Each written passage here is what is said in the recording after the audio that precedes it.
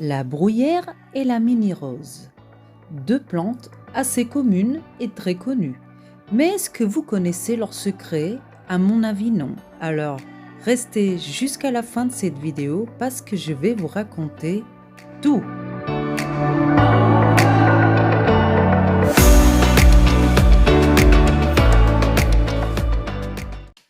Hola, soyez les bienvenus sur ma chaîne. Si vous ne me connaissez pas encore, je m'appelle Sandrina. Et si vous êtes tombé par hasard sur ma chaîne, alors je vous invite à vous inscrire et comme ça, vous ne perdrez plus aucune vidéo. Alors, c'est parti, on y va. Alors vous allez me dire, mais qu'est-ce qu'elle me raconte celle-là? C'est tellement basique, c'est un mini rosier et une bruyère. Oui, seulement il y a des petites choses, des petits secrets que je vais vous raconter sur ces deux plantes qui sont tellement communes.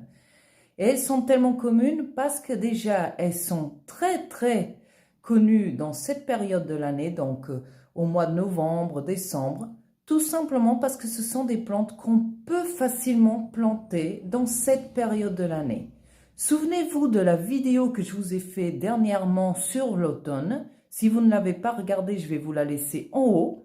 Donc, je vous disais que la plupart de nos plantes d'intérieur, on ne les rempote pas dans les périodes hivernales, donc automne-hiver, parce qu'elles sont dans un repos végétatif. Mais là, attention, la plante de gauche, qu'on appelle de bruyère, et celle de droite, un rosier miniature, ce ne sont pas des plantes d'intérieur, mes amis. Ok? Ne vous fiez pas dans ce que vous entendez par-ci et par-là. Ces deux plantes sont exclusivement à mettre à l'extérieur. Donc, si vous avez un jardin, vous pouvez les planter dans la pleine terre. Si vous n'en avez pas, justement, c'est là que c'est intéressant et c'est pour ça que je vous ramène ces deux plantes parce que vous n'avez pas forcément besoin d'un jardin de 100 hectares, vous voyez. Vous pouvez avoir un simple appui de fenêtre et avoir ces deux beaux spécimens. C'est juste qu'ils ne sont pas d'intérieur. Et parce qu'ils ne sont pas d'intérieur, ce sont deux plantes qu'on peut rempoter là, maintenant, au mois de novembre qui va arriver, décembre, janvier jusqu'à février. C'est tout à fait, d'ailleurs, les rosiers, même ceux qui ne sont pas nains comme celui de droite, on préconise de les rempoter là en ce moment. Donc, allez-y, n'ayez pas peur. Alors moi, je vais commencer pour vous parler de cette plante que vous allez me dire, elle est tellement basique, mais elle n'est pas si basique que ça. Parce qu'il y a beaucoup d'interprétations, des mauvaises interprétations liées à cette rose. Ça, c'est une mini-rose. Et pourquoi qu'elle est mini? Elle a été faite par l'homme depuis le 19e siècle. Elle est très ancienne, cette rose. Et ça a été des humains qui ont croisé. C'est pour ça qu'on appelle des croisements. Donc, c'est un croisement entre un rosier style buisson avec un rosier de Chine qui était déjà à la base nain, qui était déjà petit. Et c'est pour ça qu'il est petit, celui-là. Alors, vous allez me dire, ouais, mais on m'a dit que c'était pour être à la maison. Non, c'est un mini rosier, ça reste un rosier. Et c'est pas parce qu'il est mini qu'on doit le laisser dedans. Est-ce que vous pouvez le garder une semaine maximum dedans? Bien sûr que oui, si vous allez recevoir du monde, si c'est un cadeau, si vous allez faire une fête, je sais pas quelque chose. Mais c'est juste quelques jours, ok?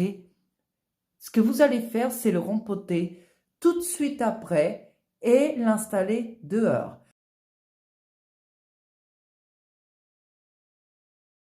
Bah, comme tous les rosiers, c'est un maximum de soleil.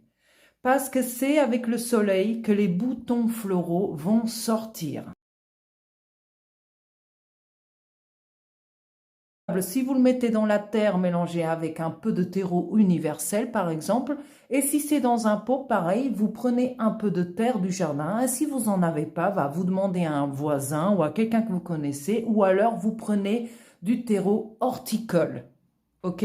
C'est largement suffisant pour un mini rosier. Donc, il est très facile d'entretien. La taille, elle est quasiment inexistante. Alors là, je vais vous parler de cette plante que beaucoup d'entre vous connaissent comme plante bruyère. Mais justement, c'est là qu'il y a une grosse erreur. ce n'est pas au fait une vraie bruyère celle-là. Tout simplement Calluna vulgaris. Donc elle fait partie aussi de la famille des bruyères, mais c'est juste cette espèce-là. Et on l'appelle la Calluna vulgaris ou la fausse bruyère. Et la vraie bruyère, que j'en ai pas ici, je vais vous laisser là, voilà, dans l'image pour que vous regardez, elle est très ressemblable.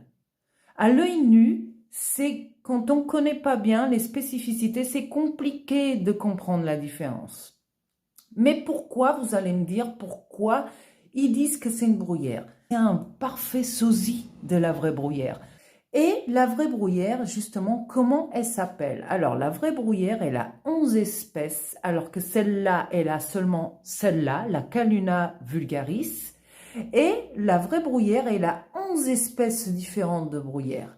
Mais la vraie et la plus commune, elle s'appelle tout simplement Erica cinerea, ou alors celle qu'on voit le plus souvent, qu'on appelle la bruyère des fleuristes, parce que c'est celle qu'on voit le plus souvent, qui est la bruyère carnea. Voilà, ça n'a rien à voir avec celle-là.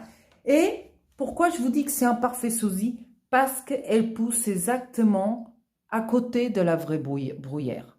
Elles ont les mêmes besoins en lumière et elles sont normalement, justement, elles poussent sur ce qu'on appelle une lande.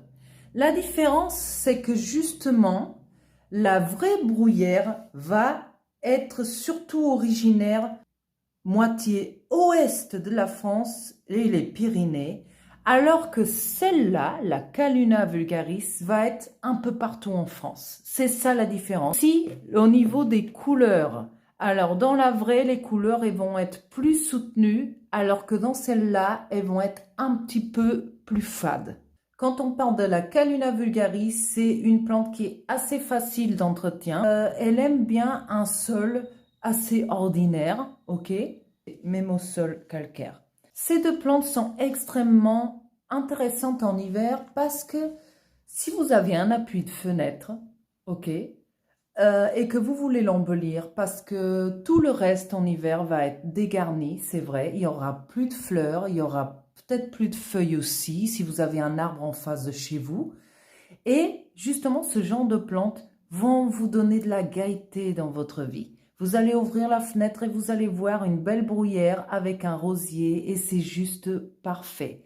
Et justement, c'est des plantes qui se portent très bien en potée ou en jardinière. Nous voici arrivés à la fin de cette vidéo. Moi, j'espère que ces petites explications vous ont plu et vous ont éclairci. Et si ça vous a plu, laissez votre like et partagez cette vidéo avec vos amis et votre famille. Donc, je vous dis à la prochaine vidéo et bye!